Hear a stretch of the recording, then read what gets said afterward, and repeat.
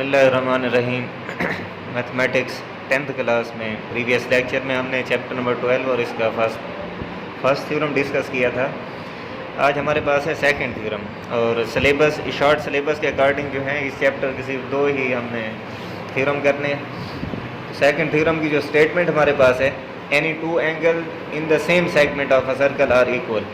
Prove हमने ये करना है कि एक ही सेगमेंट के अंदर कोई से 2 एंगल वो आपस में जो है वो इक्वल होंगे। तो सेगमेंट हम ले लेते हैं, ये ए बी एक आर्क है और ये पूरा एक सेगमेंट बनेगा, ये सेगमेंट है। इसमें हम कोई से 2 एंगल ले लेते हैं और एक एंगल हम ले लेते हैं कि ये आर्क है, एक एंगल ये बनाते हैं इस आर्क की हेल्प से, तो वो एंगल हमारे पास बनेगा सी। फिर एक और एंगल बनाते हैं, वो बनेगा एंगल ए डी बी, और ये दोनों सरकम एंगल हैं। पर वो हमने ये करना है कि ये दोनों एंगल जो हैं ये आपस में इक्वल हैं, बराबर हैं। और सबसे पहले जो है गिवन में हम लिखेंगे angle A C B and angle A D B are the circum angle in the same segment. A C B एक एंगल ये है और दूसरा एंगल हमारे पास है, ये एक एंगल ये हो जाएगा एंगल ए सी बी, ये एक एंगल है, और दूसरा एंगल हमारे पास है एंगल ए डी बी, ये एंगल है। इन the same segment of a circle with centre हो, और सर्कल का जो सेंटर है वो हमारे पास ओ है। प्रूव हमने ये करना है कि ये एंगल, क्योंकि एक ही सेगमेंट के अंदर ये 2 एंगल बना रहे हैं, हम कोई से 2 लेने थे, हमने ये 2 ले लिए हैं। Measurement of angle A C B कि ये angle and measurement of angle A D B ये एंगल, ये दोनों जो हैं आपस में इक्वल होने चाहिए। कंस्ट्रक्शन के अंदर हम करेंगे join O with A and O with B.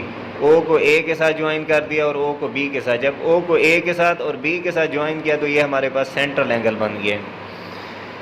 और angle A O B, join O with A and B so that angle A O B is the central angle. जब हमने ओ को ए के साथ और बी के साथ ज्वाइन किया तो हमारे पास ये जो एंगल बना है ये सेंट्रल एंगल है, मरकज़ी ज़ाविया है। प्रूफ की तरफ आते हैं। स्टेटमेंट और रीजंस हमारे पास होती हैं। Standing on the same arc A B, arc हमारे पास एक ही है, कौन सी आर्क है, ए बी।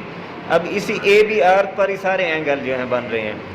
सेंट्रल एंगल भी इसी आर्क की मदद से बन रहे हैं, ये सरकम एंगल भी इसी आर्क की मदद से बन रहे हैं, ये एंगल, और ये जो ये सरकम एंगल है ये भी इसी आर्क की मदद से बन रहे हैं। स्टैंडिंग ऑन द सेम, ये तीनों एंगल एक ही आर्क पर बन रहे हैं। Standing on the same arc A B of a circle, angle A O B ये भी उसी पर है।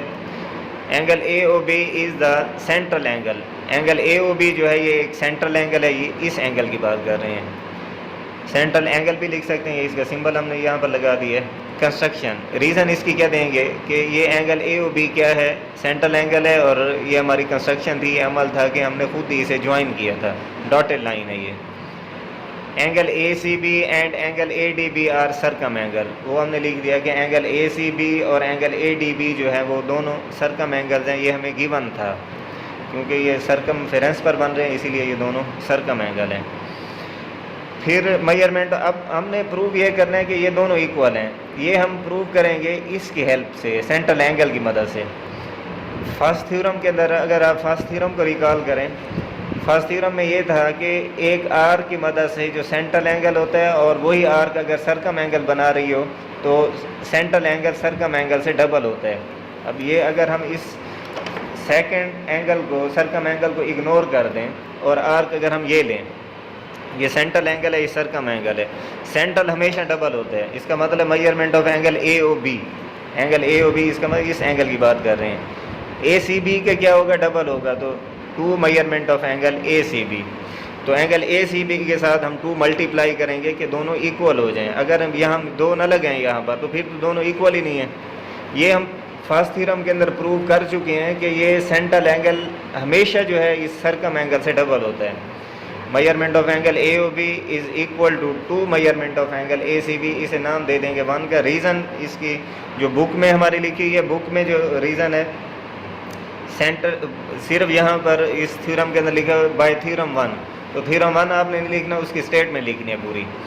ये दोनों इक्वल क्यों है, क्योंकि central angle of minor arc is 2 time of the circum angle of the corresponding major arc. कि सेंट्रल एंगल जो है माइनर आर्क का जो सरकम एंगल होता है वो मेजर आर्क के सरकम एंगल से डबल होता है।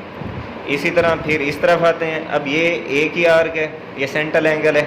अब हम इसे इग्नोर कर रहे हैं, ये सरकम एंगल ले रहे हैं। इस सरकम एंगल से भी ये सेंट्रल एंगल डबल होगा, क्योंकि ये एक ही आर्क पर बन रहा है। इसका मतलब है angle A O B, central angle तो वही है A D B, A O B जो है इसका डबल है। तो angle A O B is equal to 2 measurement of angle A D B, कि ये इससे डबल है। अगर ये इससे डबल है तो और इसे नाम दे देंगे इक्वेशन 2 का। और रीज़न इसकी भी वही आएगी कि central angle of minor arc is 2 time of the circum angle of corresponding major arc. यहाँ पर लिख भी सकते हैं। अब इक्वेशन 1 और 2 का नाम दे दिया। एंगल ए ओ बी इसके इक्वल भी है, एंगल ए ओ बी इसके इक्वल भी है। Suppose angle A O B हमारे पास है 50, इसका मतलब है ये पूरा भी 50 है। फिर अगर एंगल ए ओ बी 50 है तो यहाँ भी 50 आएगा, और इसके इक्वल है, इसका ये भी 50 है। इन दोनों को अगर हम कंपेयर करें इक्वेशन 1 और 2 को, तो ये दोनों भी आपस में इक्वल होंगे, क्योंकि ये दोनों एक ही के इक्वल हैं। ये भी ए ओ बी के इक्वल है, ये भी ए ओ बी के इक्वल है। इसका मतलब है जब हम कंपेयर करेंगे तो measurement of angle A O B है, ए ओ बी इसके इक्वल है, तो ए ओ बी की जगह पर इसकी वैल्यू पुट कर देंगे 2 measurement of angle A C B. और इस साइड पर यही पड़ा हुआ 2 measurement of angle A D B using 1 and 2। इस 1 और 2 को हमने यूज़ किया, कंपेयर किया, तो हमने ए ओ बी सेंट्रल एंगल को यहाँ से निकाल लिया और सरकम एंगल यहाँ पर लिख लिए। ये 2 से 2 इस तरह मूव करेंगे, डिवाइड हो जाएगा, या डायरेक्ट कैंसिल कर दिया। Measurement of angle A C B is equal to measurement of angle A D B. और ये यही हम प्रूव करना चाह रहे थे कि ये दोनों सरकम एंगल जो हैं ये आपस में इक्वल हैं। तो ये हमारे पास इसका सेकंड थ्योरम था। आई होप ये आपको अच्छी तरह समझ आ गया होगा। और ये इजी थ्योरम है। मज़ीद अगर इसमें कोई डिफ़िकल्टी हो तो कांटेक्ट करके पूछ सकते हैं। नेक्स्ट लेक्चर तक के लिए इजाज़त। अल्लाह हाफिज़।